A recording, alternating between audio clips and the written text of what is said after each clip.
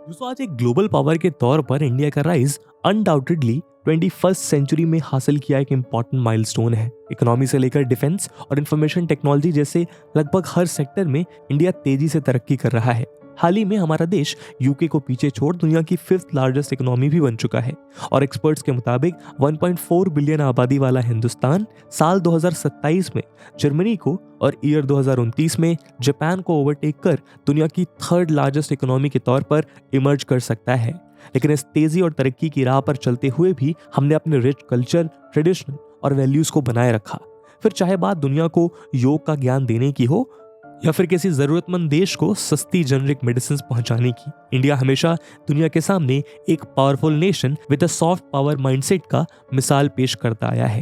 लेकिन दोस्तों अगर आप अब्रॉड ट्रैवल करने वाले इंडियन से पूछें तो वो जनरली ये कहेंगे कि इंडियन होना जितना गर्व की बात है उतना ही प्रॉब्लमैटिक है इंडियन पासपोर्ट होल्डर होना। जी हाँ दोस्तों, आज चाहे दुनिया भर में इंडियंस के लिए कितनी भी इज्जत क्यों ना हो, लेकिन जहां तक बात इंटरनेशनल ट्रैवल की आती है तो इंडियंस के लिए हमारा पासपोर्ट एक हिंड्रेंस बन जाता है।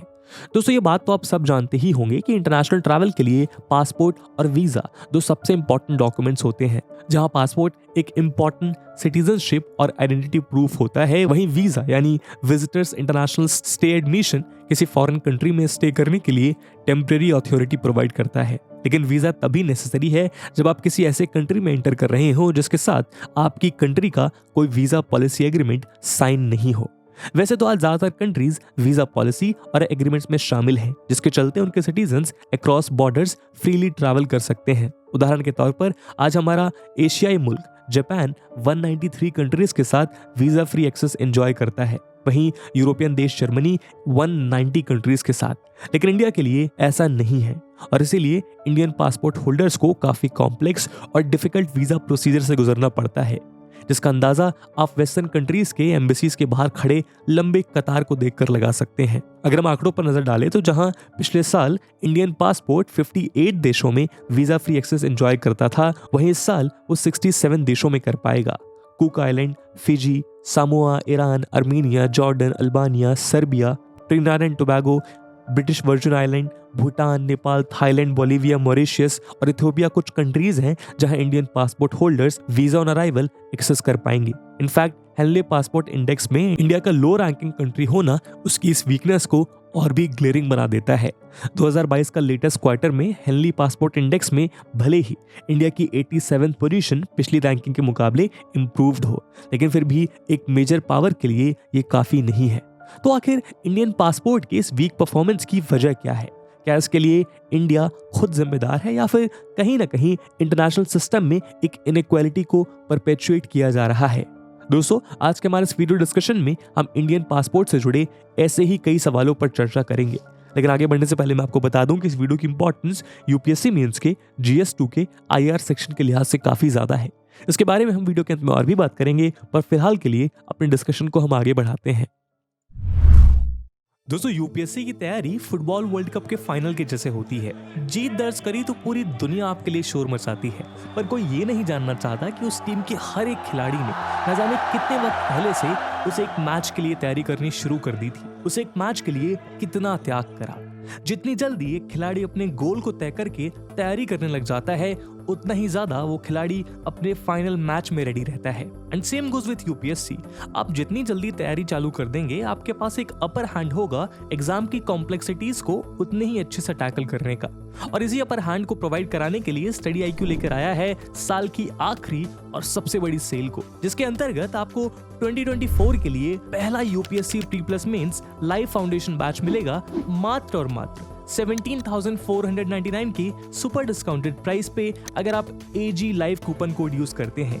ये सेल 31 दिसंबर तक वैलिड है। दोस्तों हर साल London based immigration consultancy Henley and partners 199 countries के पासपोर्ट्स की एक रैंकिंग निकालता है, जिसे हेनली पासपोर्ट इंडेक्स की एक रैंकिंग निकालता है। इस इंडेक्स का बेसिस ये है कि कौन से पासपोर्ट होल्डर्स बिना प्रायर वीजा के अपने डेस्टिनेशन कंट्रीज को एक्सेस कर पाते हैं। ये ranking international air transport association IATA के डेटा द्वारा डिटरमाइंड होती है, जिसे हेनली एंड पार्टनर्स की रिसर्च टीम एनालाइज करती है। इस एनालिसिस के जरिए ग्लोबल एक्सेस और मोबिलिटी के बारे में काफी एक्सटेंसिव और रिलायबल इंफॉर्मेशन प्राप्त होती है। ये रैंकिंग उन टोटल नंबर ऑफ डेस्टिनेशंस पे बेस्ड है जहां एक passport holder visa free enter कर सकता है। अगर किसी देश के पासपोर्ट होल्डर को किसी भी कंट्री या टेरिटरी में प्रवेश करने के लिए वीजा नहीं लगता है तो उसे रैंक 1 दिया जाता है। ये तब भी एप्लीकेबल है जब एक passport holder visa on arrival, visitors permit या इलेक्ट्रॉनिक ट्रैवल अथॉरिटी यानी ETA जैसे ऑप्शंस एक्सेस कर पाए। इस तरह के वीजा के लिए प्री डिपार्चर गवर्नमेंट अप्रूवल की जरूरत नहीं होती। अगर हम इस इंडेक्स के टॉप 10 कंट्रीज की बात करें तो वो है Japan, Singapore, south Korea, Germany, Spain, Italy, Finland, Luxembourg, Austria और डेनमार्क। यानी इन कंट्रीज के पासपोर्ट होल्डर्स को मैक्सिमम कंट्रीज में वीजा फ्री एक्सेस मिलता है। वहीं अगर हम इस लिस्ट की लोवेस्ट रैंक कंट्रीज की बात करें तो इसमें अफगानिस्तान और ईरान जैसे देश शामिल हैं। 112th रैंक पर पोजीशन अफगानिस्तानी पासपोर्ट सिर्फ 27 कंट्रीज में वीजा फ्री एक्सेस प्रोवाइड करता है। दोस्तों, इंडिया के लिए पासपोर्ट रैंकिंग को डिस्कस करने से पहले आपकी जानकारी के लिए बता दें कि हेनले पासपोर्ट रैंकिंग में सिर्फ ऑर्डिनरी इंडियन पासपोर्ट्स यानी कॉमन सिटीजन्स के लिए बना ब्लू पासपोर्ट को ही कंसीडर किया जाता है। हालांकि इंडिया में 4 तरह के पासपोर्ट्स इशू होते हैं। ऐसा इसलिए क्योंकि दूसरे पासपोर्ट्स के कुछ स्पेशल बेनिफिट्स या रिक्वायरमेंट्स होते हैं जो उन्हें इस रैंकिंग में एप्लीकेबल नहीं बनाते। फॉर एग्जांपल, मरून रंग का डिप्लोमेटिक पासपोर्ट इंडियन डिप्लोमेट्स और सीनियर गवर्नमेंट ऑफिशियल्स को इशू किया जाता है ताकि उन्हें इमिग्रेशन फॉर्मेलिटी से जल्द क्लियरेंस मिले। ये पासपोर्ट होल्डर्स अपने फॉरेन टूर्स में स्पेशल बेनिफिट्स और प्रिविलेजेस के लिए एलिजिबल बन जाते हैं। लेकिन इससे भी पावरफुल है व्हाइट पासपोर्ट या ऑफिशियल पासपोर्ट, जिसके रेसिपिएंट्स होते हैं गवर्नमेंट ऑफिशियल्स जो किसी ऑफिशियल काम के लिए अब्रॉड जाते हैं। इस पासपोर्ट के थ्रू माइग्रेशन और कस्टम डेस्क में इन पासपोर्ट होल्डर्स को फर्स्ट प्रायोरिटी दी जाती है। और स्पेशल प्रिविलेज वाले पासपोर्ट्स के साथ एक स्पेशल रिक्वायरमेंट वाला पासपोर्ट भी होता है जो हेनले इंडेक्स के लिए सूटेबल नहीं है, और वो है ऑरेंज पासपोर्ट जो ECR यानी इमिग्रेशन चेक रिक्वायर्ड कैटेगरी के लिए बना है। इस कैटेगरी में नॉर्मली इंडिया का अनस्किल्ड लेबर फोर्स आता है जिन्हें वर्क रिलेटेड ट्रैवल के लिए ये पासपोर्ट इशू किया जाता है। एजुकेशनल रिक्वायरमेंट पूरा ना होने के कारण ये इस कैटेगरी में पड़ते हैं। तो चलिए अब देखते हैं कि ऑर्डिनरी इंडियन पासपोर्ट इतना लो रैंक क्यों है।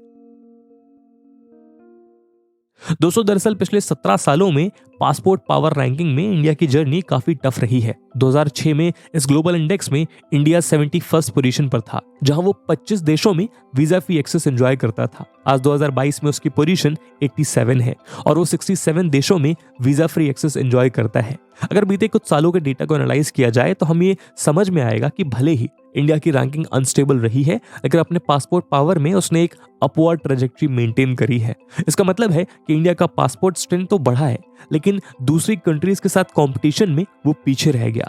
ग्लोबल पासपोर्ट रैंकिंग में इंडिया 2019 में 83rd पोजीशन और 2020 में 85th पोजीशन से 2021 में 90th पोजीशन तक गिर चुका था। पर ऐसा क्यों? दोस्तों, former Indian ambassador to the US Arun Kumar Singh का कहना है कि इंडिया की इस रैंकिंग के पीछे इंडिया का मैसिव पॉपुलेशन का साइज एक इंपॉर्टेंट फैक्टर है।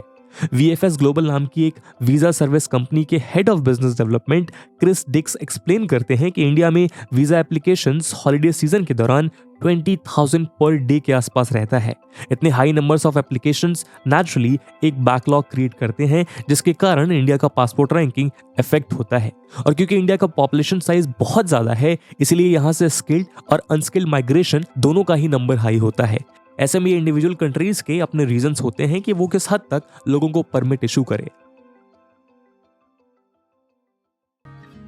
दोस्तों, कुछ सालों से ये ट्रेंड देखने को मिल रहा है कि इंडियन प्रोफेशनल्स, खासकर टेक वर्कर्स के लिए foreign countries strict entry permits enforce कर रही है। फॉर एग्जांपल, 2018 से यूएस ने H1B वीजा प्रोसेस को टाइट कर दिया। ये नॉन इमिग्रेंट वीजा यूएस में काम करने के लिए हाईली स्किल्ड प्रोफेशनल्स को दिया जाता है और उसके ज्यादातर रेसिपिएंट्स इंडियन होते हैं। इस वीजा के चलते 1 दशक से ज्यादा इंडिया की IT कंपनीज ग्रो करती रहीं। एनालिस्ट की माने तो इंडियन टेक प्रोफेशनल्स के लिए इस बढ़ते डोमिनेंस की वजह से इस वीजा प्रोसेस को डेलिबरेटली स्ट्रिक्ट बनाया गया। आज इंडिया में first time B1 B2 visa applicants का वेट पीरियड करीब 3 साल है।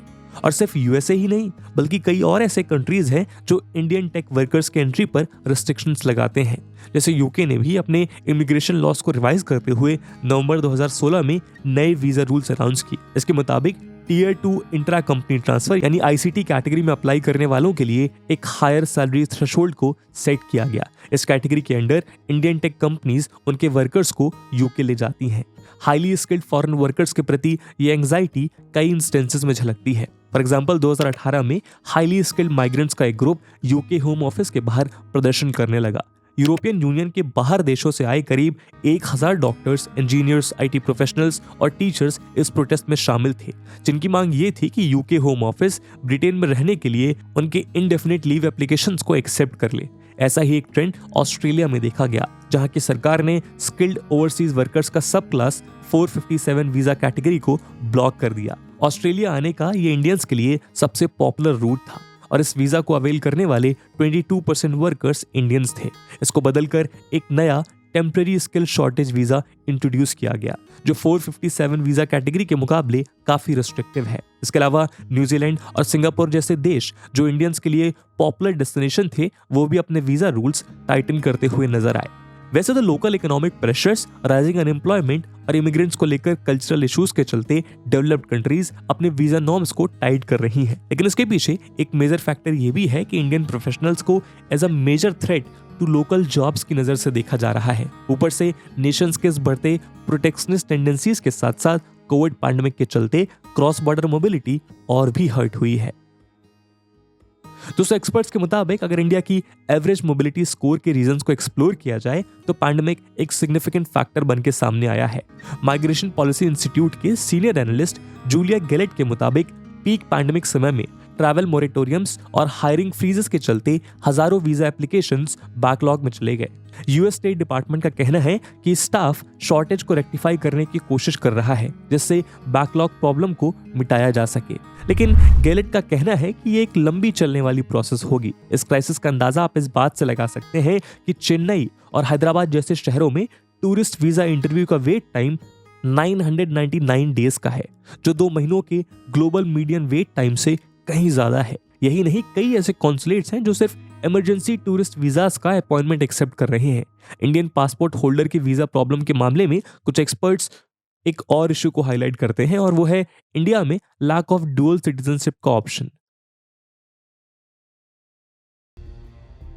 दोस्तों, डुअल सिटीजनशिप का मतलब है कि एक इंडिविजुअल 2 देशों की सिटीजनशिप को एंजॉय कर सकता है। ये स्टेटस उसे दोनों कंट्रीज के बेसिक राइट्स एंजॉय करने का स्कोप देता है, जैसे residence, work permit, health care, education या फिर सोशल सिक्योरिटी। डुअल सिटीजनशिप का सबसे बड़ा बेनिफिट ये है कि आप 2 पासपोर्ट होल्ड कर सकते हैं। ऐसे में ग्लोबल ट्रैवल और भी स्मूथ हो जाता है, क्योंकि आप उन सारे देशों में वीजा फ्री ट्रैवल कर सकते हैं जहां ये पासपोर्ट एप्लीकेबल हो। हालांकि कई ऑब्जर्वर्स का मानना है कि इंडिया जैसे बड़े आबादी वाले देश में अगर डुअल सिटीजनशिप को इंट्रोड्यूस किया गया तो वो उसके टैक्स इवेजन प्रॉब्लम को और भी कॉम्प्लिकेट कर देगा, क्योंकि डुअल सिटीजनशिप होल्ड करने वाले इंडिविजुअल्स अपने सेकंड नेशनैलिटी के थ्रू एक कन्वीनियंट टैक्स लूप होल इस्तेमाल कर सकते हैं। खैर, इन लॉजिस्टिकल और सिचुएशनल रीजंस के अलावा भी एक परसेप्शन प्रॉब्लम भी है, जो so called first world developed countries में इंडियंस को फेस करना पड़ता है, खासकर उन राउडीज और नोटोरियस एलिमेंट्स के लिए जो फॉरेन सॉइल को एलिज टेररिस्ट एक्टिविटीज के लिए यूज करते हैं। कई ऐसे केसेस सामने आए हैं जहां फॉरेन ट्रैवल करने वाले इंडियन फैमिलीज पे ISIS कैंप्स, खालिस्तानी ग्रुप्स और कई दूसरे रेडिकल आउटफिट ज्वाइन करने का इल्जाम है। पिछले साल नवंबर में खालिस्तान को लेकर कुछ सेक्सेशनिस्ट आउटफिट्स ने कनाडा में एक बोगस रेफरेंडम ऑर्गेनाइज किया था। भले ये पूरा एक्सरसाइज एक स्कैम था, लेकिन इस एपिसोड ने फिर से इस डायस्पोरा को लेकर सवाल उठाए। लेकिन एक्सपर्ट्स का कहना है कि इंडिया जैसे फास्ट ग्रोइंग कंट्री के सिटीजन्स को इस पासपोर्ट इनइक्वालिटी का शिकार बनना लाजमी नहीं है। चाहे वैक्सीनेशन हो या ग्लोबल सप्लाई चेन्स, इंडिया अपने रोल को बखूबी निभा रहा है और अब समय आ गया है कि वो अपने वीजा आउटरीच को और भी मजबूत करे। दोस्तों, लिबरलाइजेशन के इस दौर में पावर पासपोर्ट और स्ट्रॉन्ग वीजा एक सिग्निफिकेंट डिप्लोमेटिक टूल है। ये टूल आपके नागरिकों को बेझिझक कहीं भी आने जाने की आजादी देता है। साथ ही ये टूल किसी देश की ग्लोबल इमेज को जज करने का भी एक इनडायरेक्ट टूल है। कितने देश किस देश के लोगों को अपने यहाँ कम से कम इफ्स एंड बट्स के बिना एक्सेप्ट करते हैं, ये अपने आप में उस देश की पावरफुल इमेज को दर्शाता है। किसी भी देश के लिए उसका पासपोर्ट और visa outreach effort public diplomacy program में प्रायोरिटी पर होना चाहिए, क्योंकि इसी से एक देश अपने पब्लिक परसेप्शंस को शेप कर अपनी ग्लोबल इमेज को और ज्यादा इंप्रूव और स्ट्रॉन्ग कर सकता है। जिस तरह कंट्रीज पोस्ट पैंडेमिक कंस्ट्रेंट से उभरते हुए बॉर्डर कंट्रोल्स, ट्रैवल, माइग्रेशन और इमिग्रेशन को रीडिफाइन कर रहे हैं, उससे ये कहा जा सकता है कि पासपोर्ट और वीजा की वैल्यू और भी बढ़ने वाली है। इंडिया का डोमिनेंट साइज, ह्यूमन रिसोर्स और ग्लोबल रोल के लिए एस्पिरेशन को देखते हुए देश के सबसे कॉमन पासपोर्ट को अब दुनिया के लिए अनकॉमन करने की आवश्यकता है। दोस्तों, वैसे तो हमारी सरकार अपने प्रोजेक्ट्स और चैनल्स के थ्रू इंडियन पासपोर्ट को ज्यादा से ज्यादा मजबूत और ग्लोबल बनाने का प्रयास कर रही है। उदाहरण के तौर पर जनवरी 2022 में मिनिस्ट्री ऑफ एक्सटर्नल अफेयर्स ने TCS यानी टाटा कंसल्टेंसी सर्विसेज लिमिटेड के साथ मिलकर पासपोर्ट सेवा प्रोग्राम के सेकेंड फेज को शुरू किया था, ताकि ज्यादा से ज्यादा देशवासियों को easy and hassle free manner में पासपोर्ट मुहैया कराया जा सके। साथ ही इस प्रोजेक्ट का एक ऑब्जेक्टिव ग्लोबल इमिग्रेशन से इंडियन पासपोर्ट होल्डर्स को स्मूथ पैसेज प्रोवाइड कराना भी है, लेकिन अभी इस दिशा में बहुत काम करने की जरूरत है। इंडियन पासपोर्ट को और ज्यादा स्ट्रॉन्ग बनाने के लिए सरकार को उन देशों के साथ डिप्लोमेटिक रिलेशंस सुधारने होंगे जहां अभी भी इंडियन पासपोर्ट होल्डर के लिए वीजा फ्री एक्सेस की सुविधा मौजूद नहीं है। वीजा फ्री एक्सेस मिलने पर ज्यादा से ज्यादा इंडियंस उन देशों में ट्रैवलिंग या फिर बिजनेस के पर्पज से जा सकेंगे, जो दोनों देशों के बीच एक न्यू इंटरडिपेंडेंसी चैनल क्रिएट करेगा और जिससे दोनों देशों के बीच जियोपॉलिटिकल रिलेशन और ज्यादा बेहतर बनने के साथ साथ रीजनल कनेक्टिविटी भी नए स्तर पर पहुंचेगी। तो दोस्तों, ये था हमारा वीडियो डिस्कशन, जहां पे हमने डिस्कस करा कि पासपोर्ट के वीक होने के पीछे आखिर क्या रीजंस हैं। इस मुद्दे पे आपका क्या ओपिनियन है, कमेंट सेक्शन में जरूर बताइएगा। और जैसे कि हमने वीडियो के पहले भाग में बताया कि इस वीडियो की इंपॉर्टेंस यूपीएससी मेंस के लिहाज से काफी ज्यादा है, तो उसी इंपॉर्टेंस को देखते हुए एक सवाल हम आपके लिए छोड़कर जा रहे हैं, इसको आपको कमेंट सेक्शन में आंसर करना है। The question is, government of India started the passport सेवा programme 2.0 in 2022 to ensure smooth passage through immigration post globally. What other steps can India take to facilitate its visa outreach? And with this question, my friends, that's it for the video. I hope आपको video पसंद आई होगी, और अगर पसंद आई है तो अपने दोस्तों के साथ साझा करना मत भूलिएगा। हम मिलते हैं अगले वीडियो में, तब तक के लिए जय हिंद, जय भारत।